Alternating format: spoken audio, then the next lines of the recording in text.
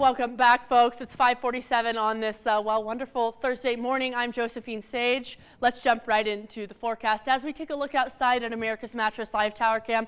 Beautiful sunrises on the way, but a little bit of some cloudy skies over those Book Cliffs and over the Grand Mesa. The rest of the skies are looking to be clear, and we're expecting lots and lots of sunshine later this afternoon. We're around those seasonal average temperatures as we kind of wrap up the work week and get into the weekend, with lingering showers kind of hanging out along that continental divide area. And as we wrap up the work week and get into the weekend, that Grand Valley is actually drying up. We've experienced a little bit of some moisture essentially all over the Grand Valley and even all over the western slope. And as we get into those weekend days, we're finally going to, well, just have that drying out trend. In the last 24 hours, we've gained just about 3/10 of an inch of rain in Rifle, just shy of a 1/4 of an inch in Glenwood Springs, and just shy of a 1/10 of an inch in Aspen.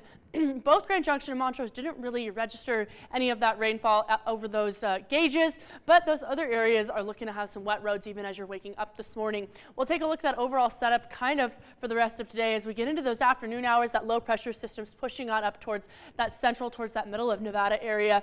And while along that Front Range area and even along those central mountains is where some of that rainfall could be falling down. The evening hours, though, those storms are pushing over to that Sterling area, over to that Lamar area, and of course along those northern Rockies areas where there's a lot of action. We do have an aerial flood advisory in Mesa County at least until Sunday, June 11th. I wouldn't be surprised if it expires before Sunday, but could still be hanging out with us. A little bit statewide, if you've got those early weekend travel plans, there could be a little bit of some wet roads, especially closer to that Idaho Springs area, and it's pushing towards that Steamboat Springs area.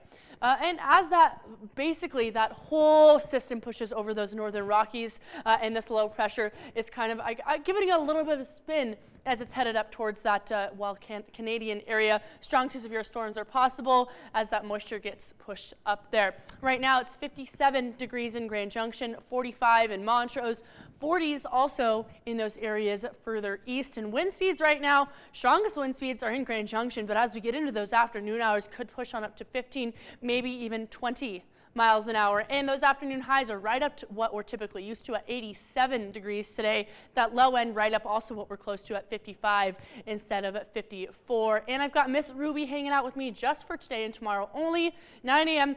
68, noon 80, 3 p.m. 86. If you'd like to send me a photo of your dog, please feel free to at jsage@carryxtv.com.